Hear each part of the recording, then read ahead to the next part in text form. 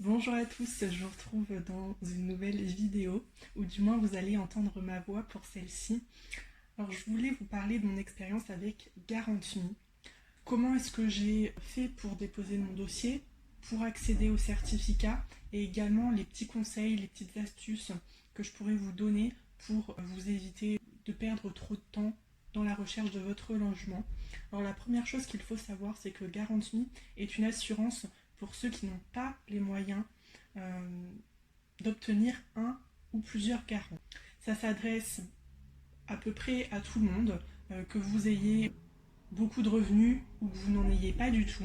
Ça s'adresse également aux étudiants étrangers, donc si vous m'écoutez du Canada, de la Belgique, du Maroc, peu importe, vous pouvez faire appel à eux et éventuellement bénéficier de leur aide, tout en sachant que mon profil, c'est quand même une personne seule, avec assez peu de revenus, et je me fiche en fait de vivre assez loin de la ville. Je vis à peu près à 45 minutes de la ville la plus grande, on va dire. Je suis pas dans un village non plus, mais j'aurais pu trouver beaucoup plus grand. Alors nous avons également Visal. Visal, on le voit pas mal à la télé en ce moment. C'est un dispositif d'action logement. Donc ça s'adresse pour les personnes entre 18 et 30 ans, peu importe la situation, mais également aux salariés de plus de 30 ans. Alors ça c'est entièrement gratuit, contrairement à GarantMe qui va vous demander de payer une certaine somme après la signature du bail. Tout en sachant, je vais vous l'expliquer un peu plus tard, que pour certains, il peut y avoir quand même de grandes différences au niveau du budget qu'on peut vous accorder. Et c'est pour ça que j'ai personnellement choisi GarantMe parce qu'on me proposait un loyer beaucoup plus élevé. Et autant vous dire que ce que Visal me proposait, c'était impossible, à part peut-être dans des logements sociaux. Mais on le sait très bien, les logements sociaux, on est sur liste d'attente et ça peut mettre des mois, des années avant d'être accepté, en tout cas même avant de visiter quelque chose. Donc pour les urgences, pour les personnes qui sont pressées, qui n'ont pas peur de débourser une centaine d'euros en plus pour trouver le bien qui leur correspond, personnellement, je vous dirais plus de vous tourner vers cet organisme qui certes n'est pas totalement gratuit mais qui peut aussi largement vous aider. Très rapidement, je vais vous parler de leur site qui est super simple d'utilisation. Alors d'ailleurs, les conseillers répondent vraiment rapidement. Vous pouvez leur envoyer un mail et avoir une réponse dans les 24 heures. Je dirais même une demi-journée, ça suffit.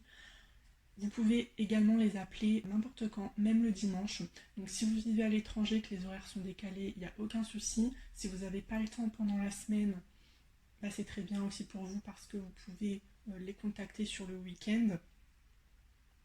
Concernant le dossier que vous allez leur transmettre, il est censé être vérifié dans les 2 heures. Donc personnellement, ça a pris un peu plus de temps et surtout j'ai dû m'y reprendre à plusieurs fois pour obtenir ce fameux certificat parce que les informations que je leur fournissais ne convenaient pas toujours. Donc là, ça a été un petit peu compliqué pour moi à comprendre. Et surtout, comme j'ai dit, quand on n'a pas de revenus, quand on en a peu, qu'on n'est pas en tout cas dans un schéma classique de salarié, euh, c'est toujours un peu plus compliqué de donner des documents qui vont prouver vos revenus. Et d'ailleurs, je leur avais envoyé un mail par rapport à ça. Directement, on m'a répondu qu'il fallait au moins une promesse d'embauche. Alors, je vous le dis tout de suite, j'ai trouvé son promesse d'embauche, donc ça fonctionne. En tout cas, au final, en quelques jours, j'avais ce fameux certificat à présenter à leurs partenaires et je vais vous expliquer quels sont leurs partenaires. Ce sont tout simplement des agences immobilières qu'on trouve surtout aux abords des grandes villes, je ne vais pas vous mentir, et également en région parisienne. C'est beaucoup plus compliqué en province de trouver des agences partenaires et surtout des agences partenaires qui sont dans votre budget si vous n'avez pas trop les moyens. Alors ce qui est bien, c'est que ça fonctionne aussi avec les particuliers. D'ailleurs, je vous conseillerais plutôt de vous tourner vers eux parce qu'ils sont déjà plus compréhensifs de votre situation et plus enclins à négocier ou à se renseigner auprès de l'entreprise. Alors ce qu'il faut savoir, c'est que Dans le cas de Garantie ou dans le cas de Visal, on va vous proposer un montant à ne pas dépasser au niveau du loyer. Donc loyer avec charge. Après, vous pouvez trouver un bien sans charge, peu importe, mais en tout cas, ce montant qu'on va vous donner, il ne faut pas le dépasser. Pour vous parler rapidement de mon expérience, moi je cherchais sur La Rochelle, mais il faut savoir que les loyers sont excessifs. Alors pas autant que Nantes, pas autant que Bordeaux, pas autant que Paris, mais c'était quand même hors budget pour ma part.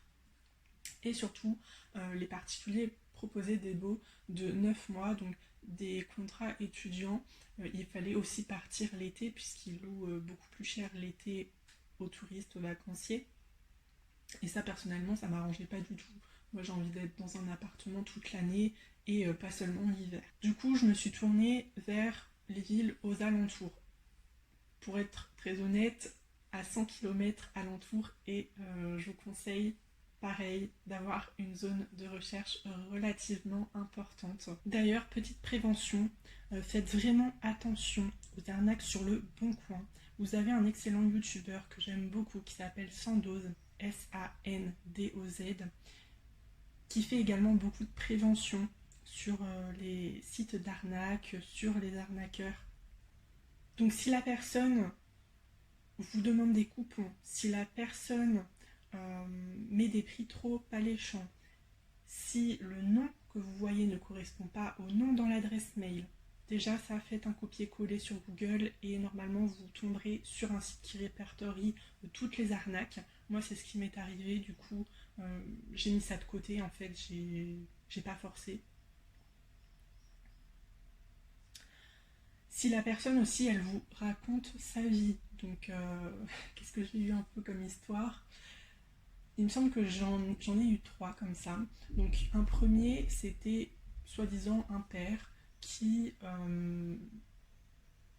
avait en fait récupéré son fils, qui l'hébergeait parce que son fils était en école d'art ou je sais pas quoi. Et en fait, l'appartement, si vous voulez, il était sur Bordeaux. Il était super beau et un prix en fait qui correspondait pas à tout ce que j'avais vu auparavant sur ce site du Bon Coin.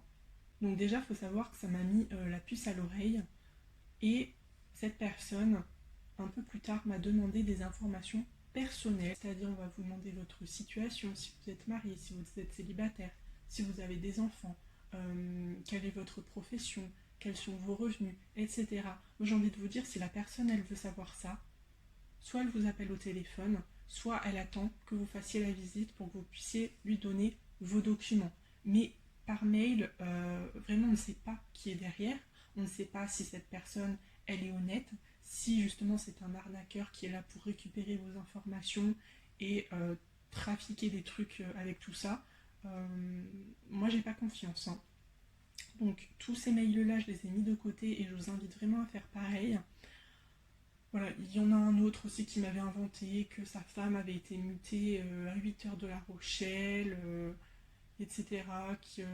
Si j'étais intéressée, il allait faire une visite, on allait faire tous les papiers le jour même. Et donc en plus on vous donne même pas le temps de vous décider, est-ce que oui, ça me plaît ou non. Enfin, en fait on essaie de vous presser. On essaie de vous presser, de vous faire dire bah, si vous ne le prenez pas maintenant, vous ne l'aurez jamais. Et les personnes qui sont dans l'urgence, c'est là qu'elles vont faire des conneries en fait. Pareil, si on vous demande une caution avant d'avoir visité, dites-vous qu'il y a quelque chose de louche et n'envoyez surtout pas d'argent avant d'avoir vu cette personne en face et surtout avant d'avoir signé un bail. C'est très important. Donc pour en revenir à ce budget qui m'a été imposé, il faut savoir que leur calcul se base sur vos revenus, vos aides, mais également les économies que vous possédez sur votre compte bancaire. Donc personnellement, je pense que c'est ce dernier truc qui m'a sauvée. Voilà, j'ai quand même quelques économies. Il faut savoir que ça peut jouer sur le montant qu'on vous propose et surtout l'augmenter. Après, il me semble qu'il y a une option que je n'ai pas utilisée, mais vous pouvez demander à quelqu'un de bienveillant, quelqu'un qui vous connaît bien, de vous fournir également ses bulletins de paie. Qu'est-ce qu'il demande d'autre? La photo d'identité, etc. Ça également, ça peut jouer. Donc une fois que j'ai accepté leur offre, j'ai obtenu le certificat. Là, je vais vous donner de nouveaux conseils. Tout simplement indiquer directement, si vous passez par des agences immobilières, que votre garant n'est pas physique, que votre garant c'est Garantuy. Au pire, donnez-leur l'adresse du site internet, donnez-leur directement votre certificat, peu importe. Mais moi, il y a quelque chose qui m'a vraiment énervée, c'est qu'on m'a fait quand même venir donc, jusqu'à un certain point de rendez-vous qui était quand même à 2h30 de chez moi. On m'a posé tout un tas de questions au téléphone, il n'y avait aucun problème sur ma situation. Mais quand je suis venue et que j'ai déposé mon dossier, on m'a dit « Ah bah non, nous on prend que des garants physiques, votre dossier va pas passer. » Donc en fait, tu m'as fait déplacer à presque 3 heures de route de chez moi, en m'ayant posé plein de questions. À aucun moment tu m'as indiqué que tu ne prenais que des garants physiques.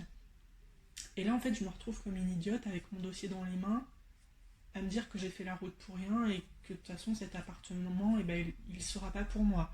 Donc vraiment indiquez bien au téléphone, indiquez bien dans votre mail que le garant n'est pas physique et donnez-leur éventuellement le certificat. D'ailleurs, je pense que ça serait pas mal pour ces agents immobiliers de s'intéresser un petit peu plus aux dispositifs qui existent pour les personnes n'ayant pas les moyens d'avoir un garant physique. D'ailleurs, je vois pas en quoi un garant physique c'est beaucoup plus sécurisant qu'un organisme comme Garantuy ou Visal. La personne, elle peut décéder, la personne, elle peut se retrouver au chômage, se faire licencier, elle aura plus les moyens de payer un loyer, alors que la société, elle aura quand même encore des fonds. Surtout, ce qui me fait encore plus rire, c'est ces agents immobiliers qui vous appellent pour que vous fassiez le travail à leur place. C'est-à-dire qu'au téléphone, ils vont vous dire bah, c'est quoi Garantuy, c'est quoi Visal, ça consiste en quoi, je comprends pas, c'est la première fois que j'en entends parler, etc. En fait, tu as juste à taper le mot dans ta barre de recherche, à tomber sur le site internet et à t'informer. Mais c'est pas à ton client, à ton potentiel client, euh, de t'apprendre ton métier. En fait, ces dispositifs, bah, tu es censé les connaître quelque part. Ou alors, c'est que ta formation, je sais pas, elle date d'il y a 30 ans, et il y a un moment, il faut faire une mise à jour. Mais voilà. Donc, petit coup de gueule par rapport aux agents immobiliers. Après, ces agences, elles ne sont pas toutes pareilles. Personnellement, j'ai trouvé via une agence indépendante. Donc voilà, les petites agences, elles peuvent être aussi beaucoup plus conciliantes que les réseaux en fait qui peuvent exister en France tels que Orpi, etc. Hein, pour ne pas les citer. D'ailleurs, mon agence n'est pas partenaire. Donc vraiment, si vous avez une liste d'agences partenaires, puisque je vous conseille également de faire ça, c'est-à-dire par mail, demander à votre conseiller la liste de tous les partenaires qui peuvent exister dans la ville ou en tout cas aux alentours dans votre zone de recherche. Ça vous évitera de passer par le site internet. Je trouve que c'est un petit peu brouillon et en plus vous perdez votre temps souvent parce que les annonces, c'est pas forcément dans votre budget. Donc voilà, moi je vous conseille quand même de demander directement la liste au conseiller. Au moins vous aurez tout dans le même mail. Mais voilà, il y a aussi des agences qui ne sont pas partenaires et qui sont susceptibles de vous accepter avec votre situation qui n'est peut-être pas parfaite, mais ça ne veut pas dire que vous êtes un mauvais locataire. Pour les particuliers, je vous invite en fait à leur envoyer en pièce jointe ce certificat si vous les contactez par mail sur des sites comme Le Bon Coin. Déjà, ça va les rassurer. Ils vont prendre le temps de lire le fichier. Et puis ils pourront également appeler l'entreprise et ça peut quand même mettre plus de chances de votre côté. En tout cas, ça vous évitera de vous faire caler directement parce qu'ils vont se dire moi je connais pas ça, est-ce que c'est encore une arnaque, etc.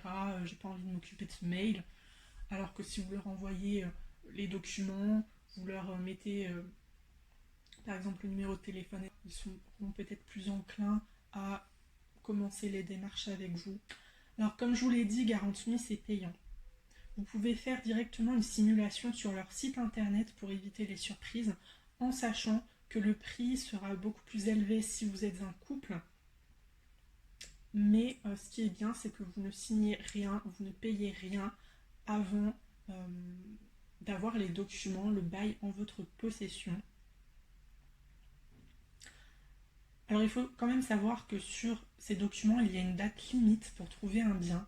Personnellement, c'était de 2 mois. Je pense que 2 mois, c'est suffisant. En tout cas, pour ma part, j'ai trouvé en 2 semaines et demie, un peu moins de 3 semaines.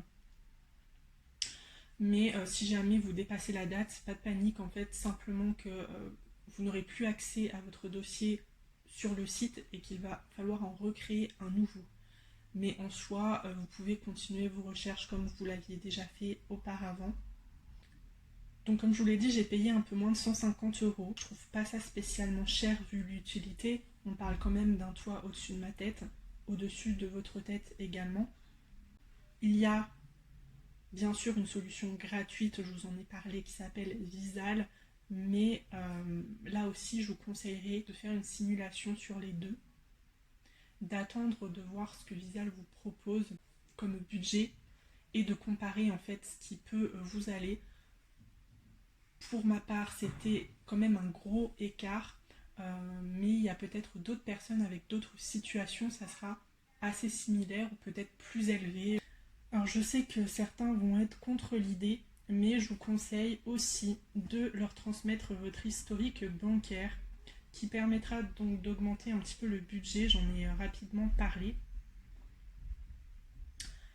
On vous demandera éventuellement des attestations d'anciens propriétaires ou des commentaires d'Airbnb.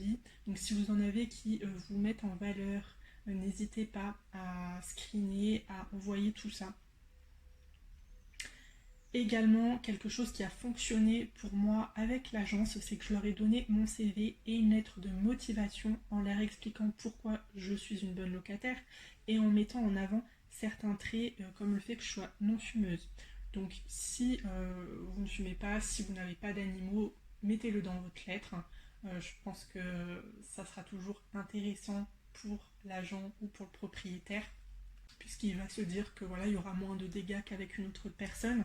Après, si vous n'avez pas envie de mentir, que vous avez quand même un animal, ne mettez rien. Très clairement, ne mettez rien. Mais voilà, ça peut vous sauver. En tout cas, c'est ce qui m'a sauvé. Ces documents, ils ne sont pas obligatoires parce que le propriétaire, l'agent, n'a pas à vous demander ces documents-là. D'accord? Mais de vous-même, vous pouvez le transmettre, le rajouter à votre dossier et ça peut éventuellement jouer en votre faveur. Quelque chose d'autre que j'ai tenté mais qui n'a pas fonctionné pour moi, si vous avez un coup de cœur mais que l'agence elle est réticente, vous pouvez envoyer leurs coordonnées à votre conseiller en lui expliquant très brièvement le problème, pourquoi est-ce qu'ils n'ont pas voulu de votre dossier, pourquoi est-ce qu'ils sont réticents, etc. Et Garant.me va contacter l'agent à votre place. Alors personnellement, comme je vous l'ai dit, ça n'a pas fonctionné. Ils n'ont pas répondu au téléphone, ils n'ont pas répondu au mail, en tout cas aux sollicitations. Et je pense que cette astuce, elle est quand même plus concrète avec des particuliers qui, encore une fois, se fichent pas mal d'être dans la négociation et qui sont plus à l'écoute, plus empathiques de votre situation. Surtout si vous êtes jeune comme moi ou vous avez une situation un petit peu compliquée avec des enfants, etc. C'est vrai qu'avec eux, il y a quand même moins de règles, moins de pression et c'est beaucoup plus libre d'entamer des discussions qu'avec une agence qui est encore une fois habituée à recaler de potentiels clients, de potentiels locataires. Donc voilà pour mon expérience avec Garant.me. J'espère que ça vous aura aidé, que mes astuces vont également vous permettre de perdre un petit peu moins de temps dans vos démarches. Si jamais vous avez besoin d'informations complémentaires sur mon expérience, quelques questions sur Garant.me, comment ça fonctionne, je vous invite à me mettre tout ça en commentaire ou bien à me contacter par mail, ce sera peut-être beaucoup plus simple pour vous et moi d'échanger. Si jamais vous comptez déménager prochainement ou vous avez besoin d'un peu plus d'éléments par rapport au fait, par rapport à votre situation en fait, j'ai fait un tirage spécial déménagement, un tirage à choix, vous avez 3 tas. Donc n'hésitez pas à vous rendre sur cette vidéo et également à me partager votre situation. En tout cas, je vous souhaite une excellente journée et j'espère vous retrouver très prochainement dans une nouvelle vidéo. À très bientôt.